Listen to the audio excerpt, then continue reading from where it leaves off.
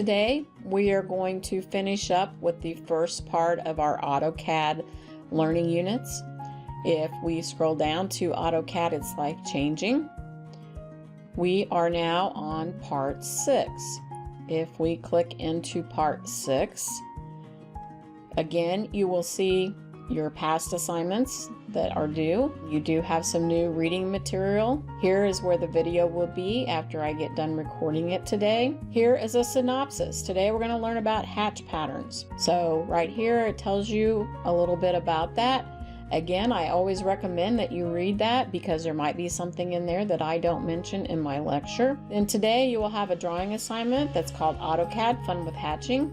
And then you have some review questions. You will also have your first quiz on March 10th, and here is a study guide for that. I want to switch pages here and look at our Teams page. I get the feeling that a lot of you are not looking at Teams. I recently on Sunday posted our schedule between now and spring break. I also talked about the amount of time you should be spending on this class. There are several of you that are behind, and you really need to get caught up because our work is not going to slow down. So here is the schedule for the next couple of weeks before spring break. I have also placed some information about the virtual desktop if you're using a virtual desktop, and then some other important notes on here. So it's very important that you check Teams often.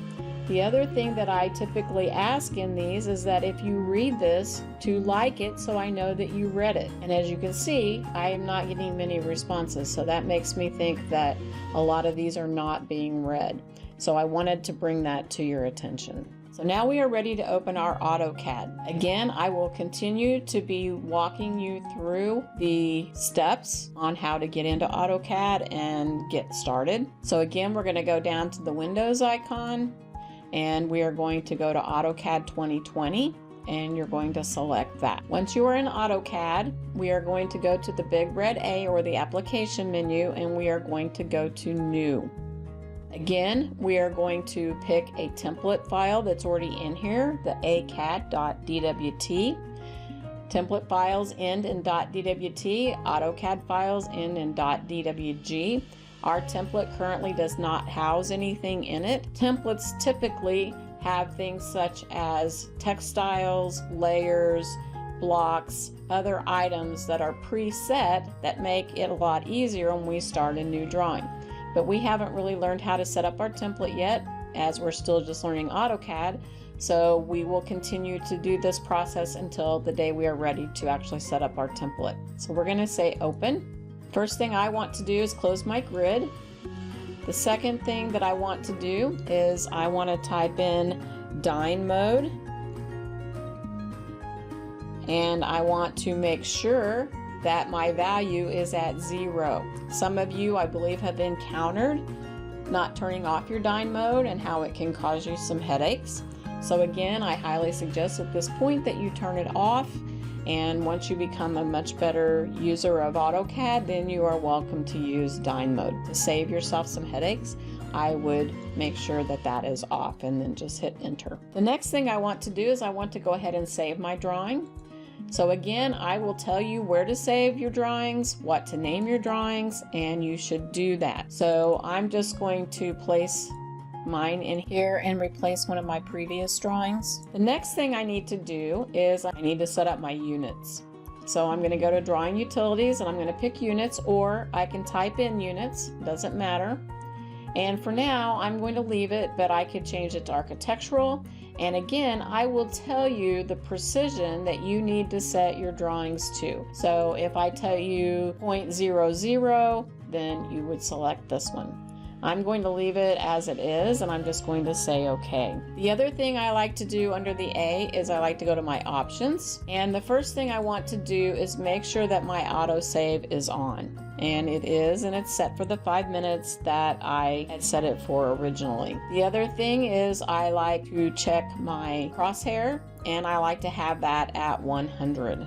The very next thing that we recently learned was how to do layers. So we're going to go in and we're going to create a couple of layers. I'm going to create one called my object layer, and I'm going to make it green, and I'm going to say OK. And then I'm going to for today, just create another layer called hatch because we are going to learn hatch. And I'm going to put it on a layer and make it cyan. And they're both going to be continuous line type. And again, I would come over here in my description and fill in that information. And the same for my hatch. I would fill in hatch and fill patterns. And I'm going to make my object layer the current layer for right now, and I'm going to close my layer dialog box. So I am now ready to start drawing. So for right now, I'm just going to draw in a circle and a rectangle and another circle over here. So now I have my objects set, and now I need to do some hatch patterns. So I am going to switch my layer. Again, I can switch it like that, or I can just switch it up here, which is a lot faster. I am now on my hatch layer, and our hatch tool is over here under the draw tools. If I click on that, you'll notice my toolbar changes, and now I have some different options. I have the boundaries box over here. I have my patterns over here. I have my properties here in the middle. I have origin.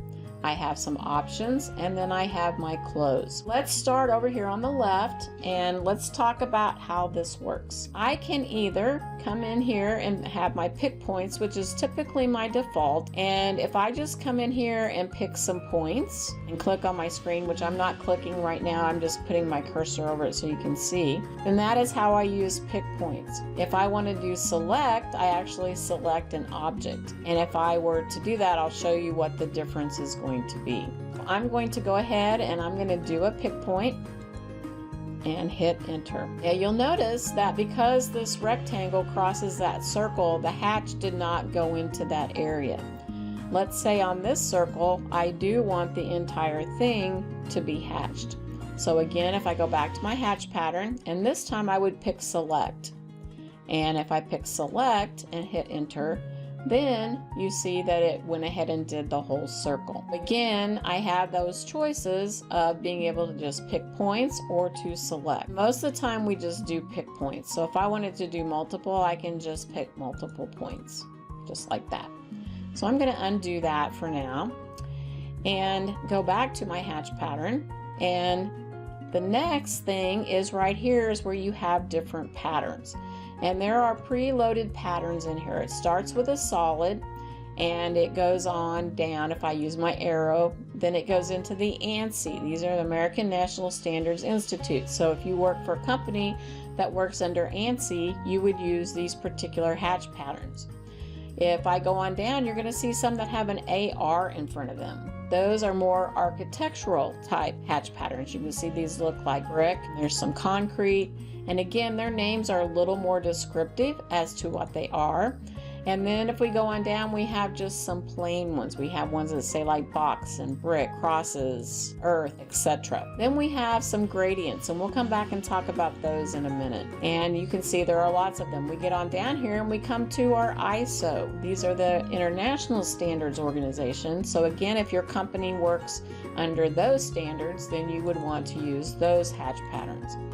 Some of the hatch patterns are annotative and some of them are not, meaning that if they're annotative, they will change when we change scales, which we really haven't talked about annotative a lot at this point. I'm going to come in here and I'm going to select this ANSI, which is what this is here. But I'm going to look at some couple of other things over here. Right now, you'll see if you look in the little box, it's 45-degree lines. So that's what that is. Well, say I wanted to use that, but I wanted my lines to be vertical. I can come over here and I can change the angle. And now if I do my pick point, you see now they're vertical.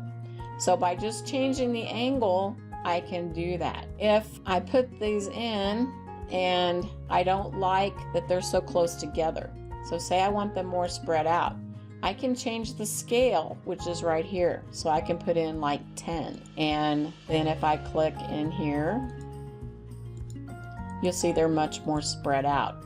So I can make adjustments to my hatch with the angle and the spacing or scale of those objects. The next thing I want to look at is set origin.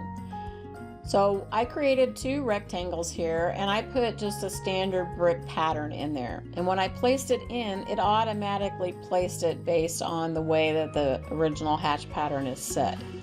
If I were trying to do, like, say, an elevation of a building and I wanted my brick to be more accurate, because we usually don't start with half of a brick on the ground, we start with a full brick, I can reset my origin.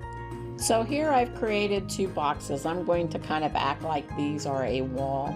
So if I go in here to my brick pattern and I do my pick point and I place it in here, one thing you'll notice is it did not start with a full brick here.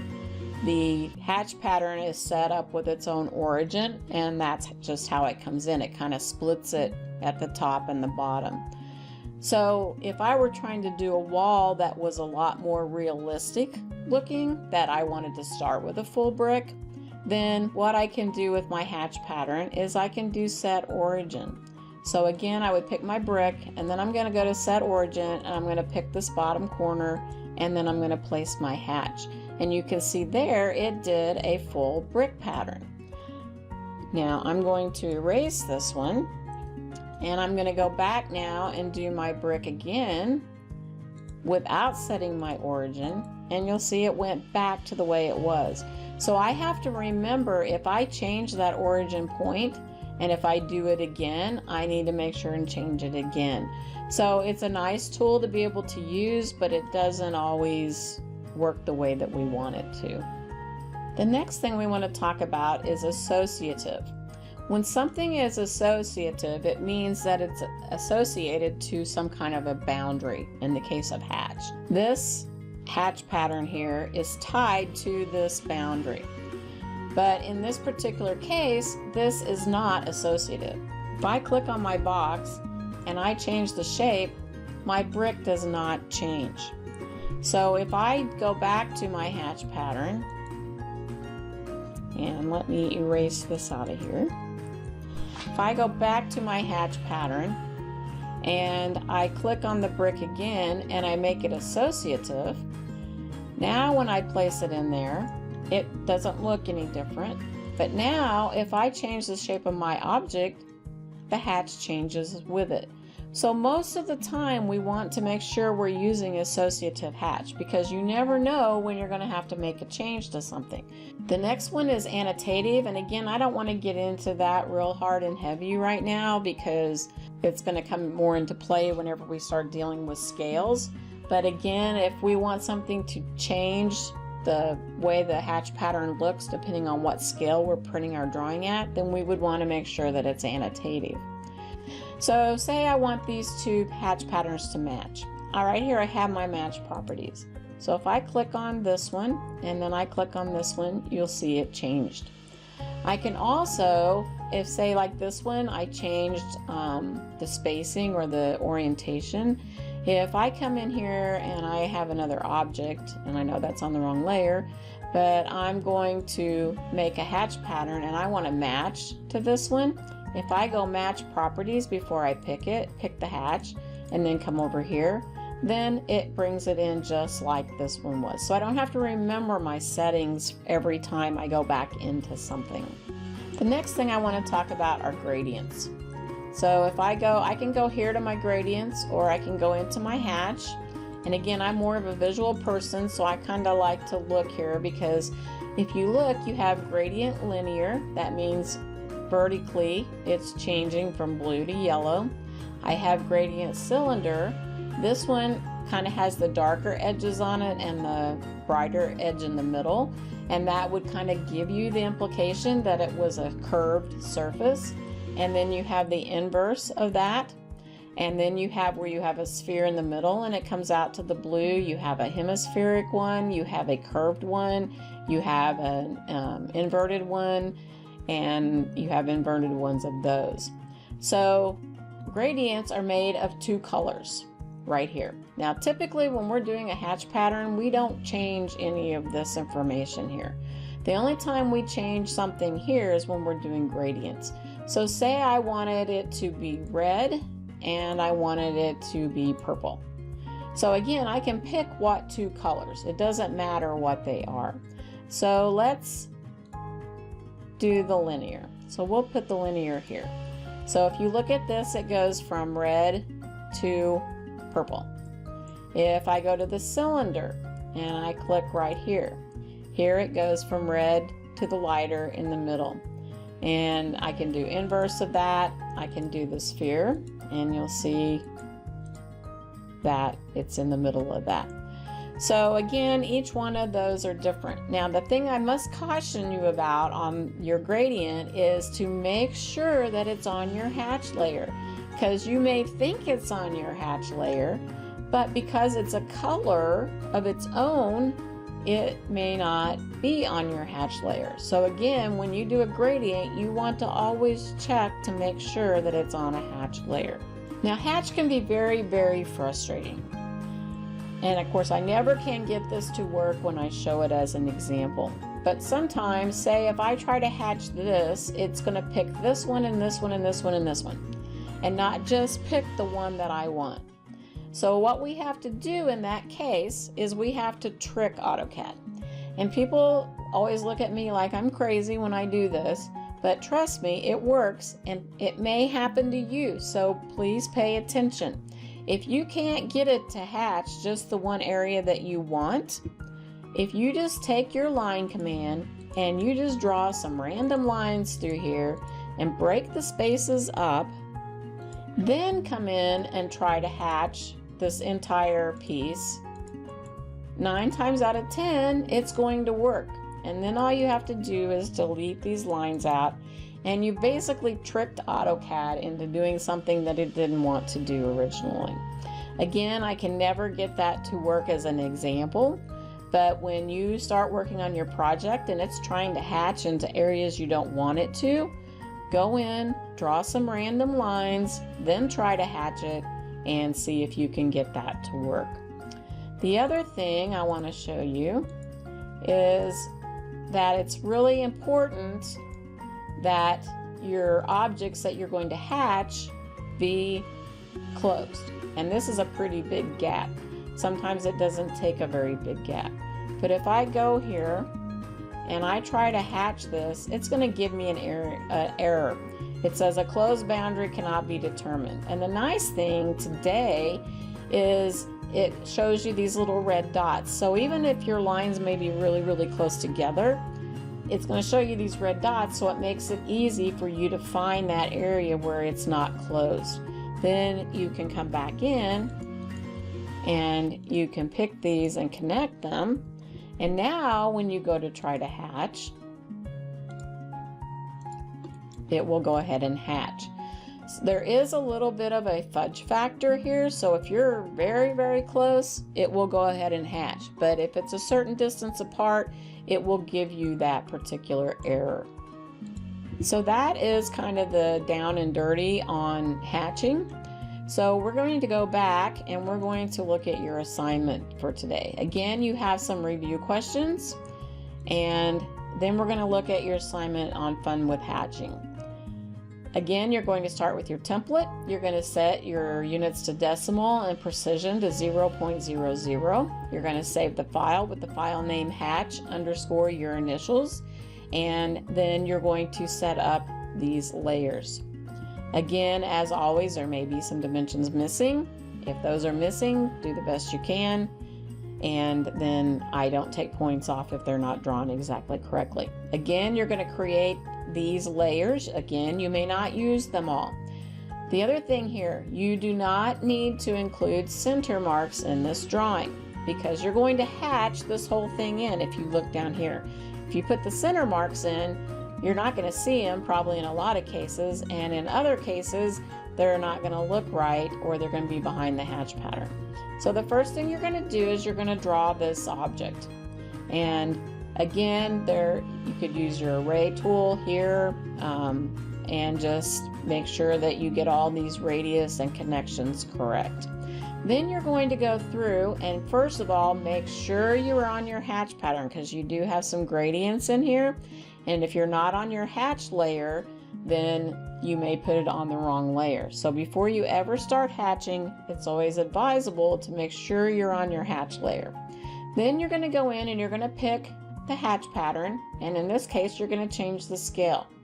Here you're going to pick the gradient and you're going to use blue and yellow, and you're going to use the cylindrical. Then you're going to do the grass and you're going to change the scale to 1.5, and you're going to change the angle, and you're going to go through and you're going to add all of these hatch patterns. After you've completed the drawing, you're going to zoom it and you're going to type in Z, enter, E, enter, and you're going to save the drawing. You're going to make sure your AutoCAD drawing is named correctly and saved in your OneDrive in the appropriate folder. You're going to use the submit button and you're going to submit your AutoCAD drawing. If you haven't figured out how I do grading and such, I'm going to show you here in a minute. Down below here is the rubric for this assignment. So how I do grading. I open your drawing. For example, this is an example of one of the drawings, and then I already have this drawn.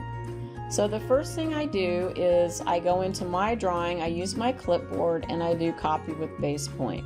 And I know that this corner is supposed to be at 0, 0. So I'm going to type in 0, 0 and hit enter. And then I'm going to select the drawing out of my drawing, and I'm going to hit enter. Then I'm going to go into your drawing, and I'm going to right click, and I'm going to go to clipboard, and I'm going to do paste. And again, I'm going to put in 0, 0 so it comes in the right place. So in this case, the drawing was started here. So I'm first looking here, and that lines up, so that's good. And then I come here and it lines up, and then I come here and it lines up, and then here's where we have a problem. So I know that this line is wrong. So what I do is I take this and I move this over, and I will, in this case, I don't need to put a lot of explanation because it's going to be obvious. I'm going to put -1. I could at this point just say, well, that one's wrong, that one's wrong, that one's wrong, that one's wrong, all the way around. But they're not. This one is wrong. Now I'm going to go to move, and I'm going to select my drawing, and I'm going to move it to that location. So now I know that one is correct. And now this one is wrong. So I'm going to copy this one. And I'm going to point that to that. Now I'm going to again move my drawing, and I'm going to place it there. That line is correct, that line is correct, but now this one is wrong. So again, I'm going to copy, and I'm going to mark that one wrong. Then I'm going to take mine again, and I'm going to move it to here, and again that one's right, and etc. And when I get done, it's going to look something like this. So that's how I grade your assignments in most cases. I just have them already drawn and I just paste them on top of it. So if you ever have any questions about how I've graded something, be sure to let me know. So that is your assignments for today. Again, make sure you're checking teams, make sure you're getting assignments done in time, and make sure you're putting the proper amount of time into this course, because it's going to just keep continuing, and if you get behind, it's going to be very difficult to get caught up.